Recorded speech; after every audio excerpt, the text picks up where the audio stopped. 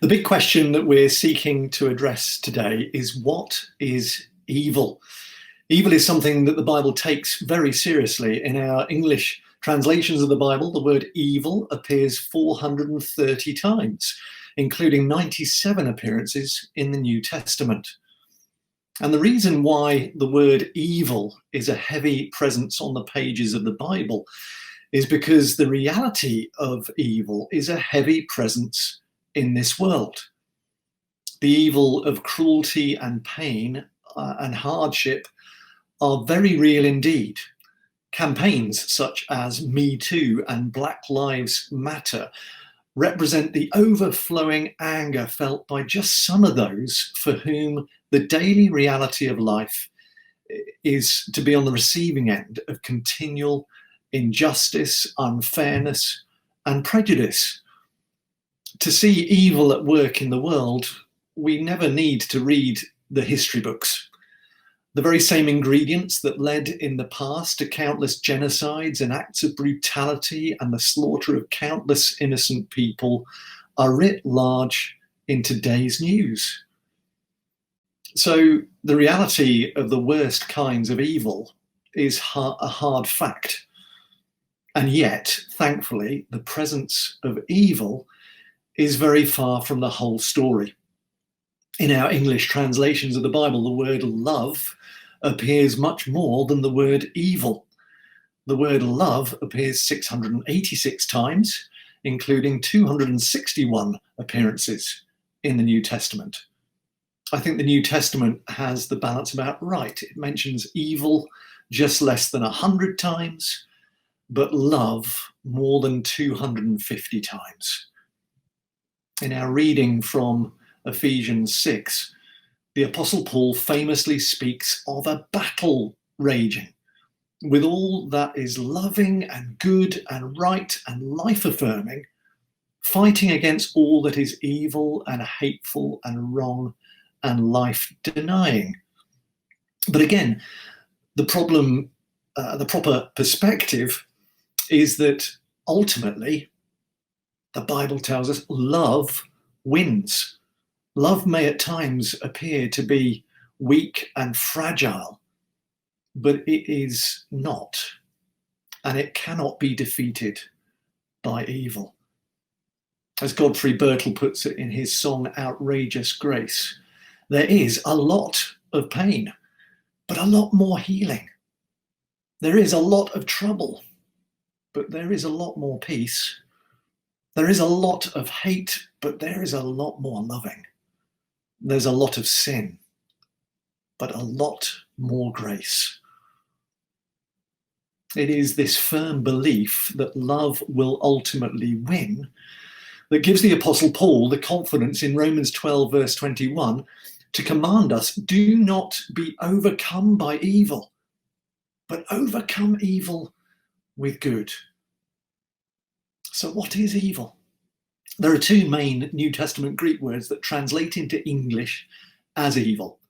The first is kakos, which can mean evil, bad, destructive, wrong, damaging, harmful, or unjust.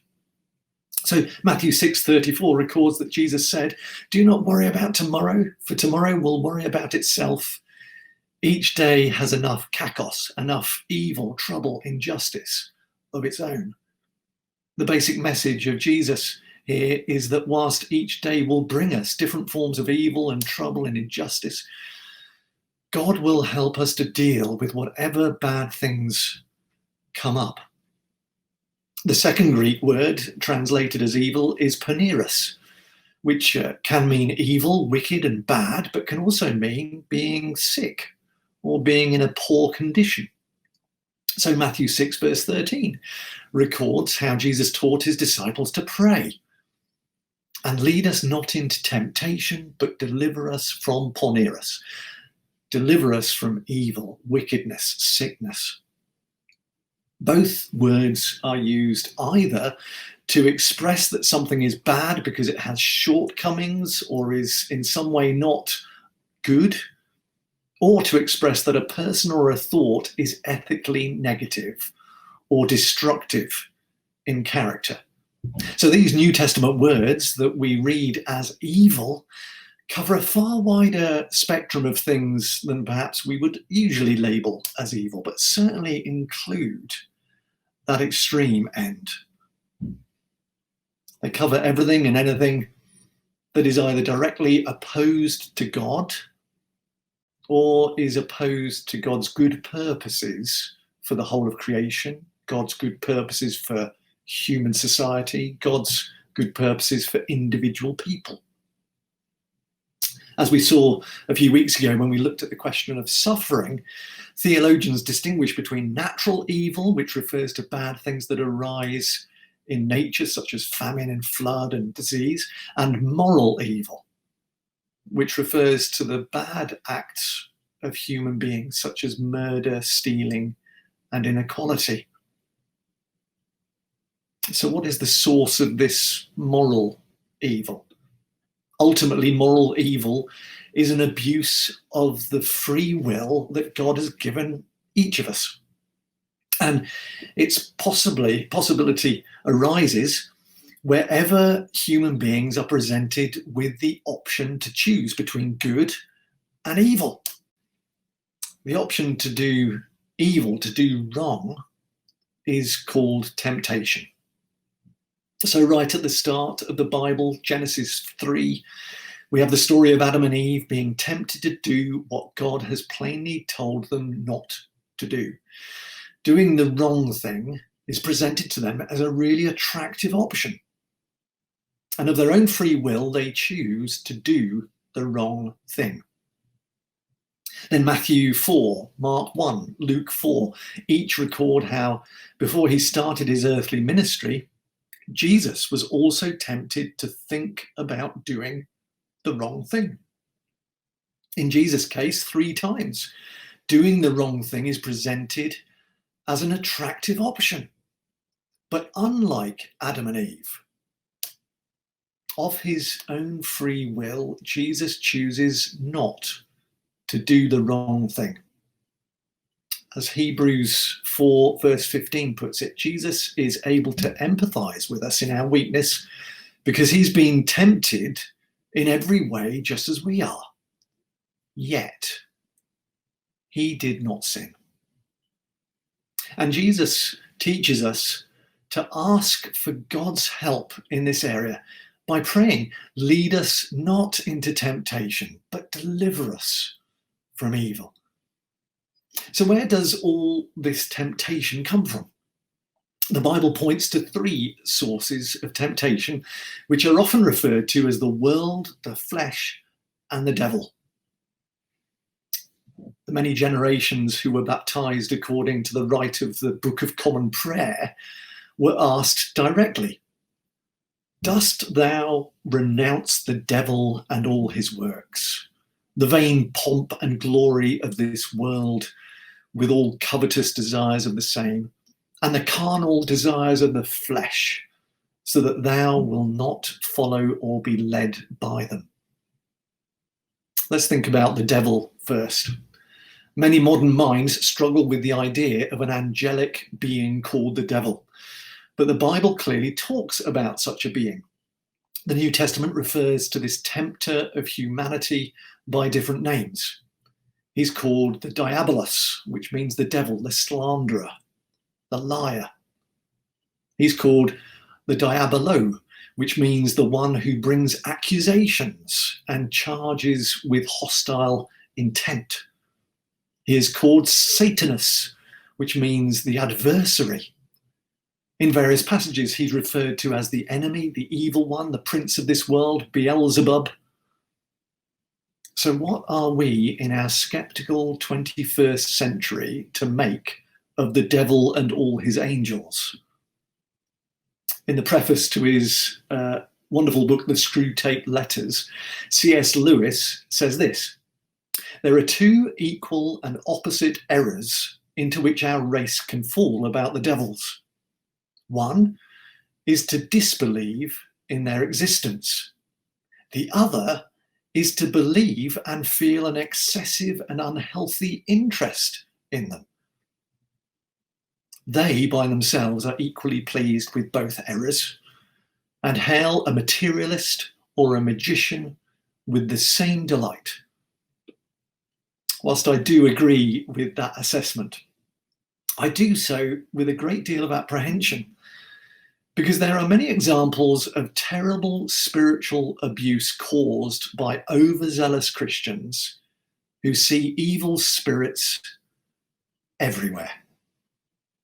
Again, the Bible gives us the right perspective here. Love defeats hatred. Light banishes darkness. As James 4 verse 7 puts it, if you resist the devil, then he will flee from you. Our greatest concern should not be about who or what is tempting us to do evil, but rather about what we will choose to do when tempted. And most temptations in this world appear to come not from the devil, but rather from either the world or the flesh. In Romans 12 verse 2, the Apostle Paul urges us, do not conform to the pattern of this world, but be transformed by the renewing of your mind. Most evil grows wherever otherwise good people allow themselves to get swept along with the crowd. Most evil grows wherever otherwise good people begin to judge others because they happen to differ in race or gender or sexuality or in fertility or family makeup or education or language or politics or wealth or any other number of differences. Evil grows where otherwise good people focus not upon obeying the great commandments to love God, to love our neighbour, and to love even our enemy, but focus rather on doing what will most satisfy their particular family over all other families, or their particular tribe over all other tribes, or their particular nation over all other nations. The third source of temptation is traditionally referred to as the flesh. Mark 7 verses 20 to 23 records the following words of Jesus: what comes out of a person is what defiles them. For it is from within, out of a person's heart, that evil thoughts come. All these evils come from inside and defile a person. It was this that led the 3rd century theologian Origen to conclude that the power of choosing between good and evil is within reach of us all. Having spent 8 years experiencing the terrible evils of the Soviet labor camps in Siberia, the novelist Alexander Solzhenitsyn reached the same conclusion, and he put it this way: the line separating good and evil passes not through states, nor between classes, nor between political parties, but right through every human heart. Not all of us will feel comfortable with the imagery of warfare in Ephesians 6, but Paul is trying to convey through that image the seriousness of the decision we each have to make every time we get to choose between doing what is good and what is not good or evil. Our struggle, says St. Paul, is not against flesh and blood. In other words, it's not other people who are the question here. The real question is, are we ourselves consistently going to choose love over hate, light over darkness, and look to God as the source of all love and light for the help that we need to do this? Because we can't do this in our own strength. And if you're anything like me, you will have chosen wrong from time to time. Are we going to choose to stand firm and strong for what is really true and loving and kind, even if that gets uncomfortable for us? If so, then we need to look to God to equip us with that belt of truth buckled around our waist. The question is, are we going to make a positive and active stand for what is right and good for all, even if we come under attack for doing so? If so, then we need to look to God to equip us with the breastplate of righteousness to protect our heart.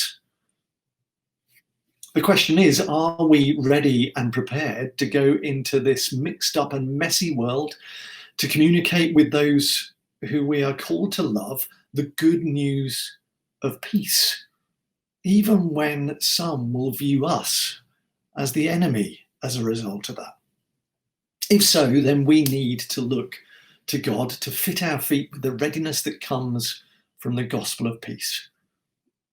The question is, are we going to keep on working tirelessly for God's kingdom of justice and love and grace for all to come on earth just as it is in heaven, even when we know that the fiery arrows of evil are going to be aimed right at us?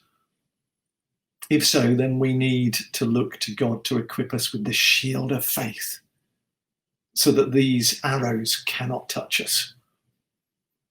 The question is, are we going to choose the right thing today and then choose it again tomorrow and again the next day and the next and the next and the next forever, even when we are being put under immense pressure to take the easier, not good option? If so, then we need to look to God to equip us with the helmet of salvation, to protect our mind and our thoughts. The question is, are we going to keep on battling for what is right and good and true for all people, even though it may cost us dearly? If so, then we cannot do it without God's help, and we need to cling to the sword of the Spirit, which is the word of God. The reality is that each of us will from time to time choose wrong. And the good news of Jesus Christ is that despite our worst failures, God has provided us with the way by which we can have a fresh start each and every time.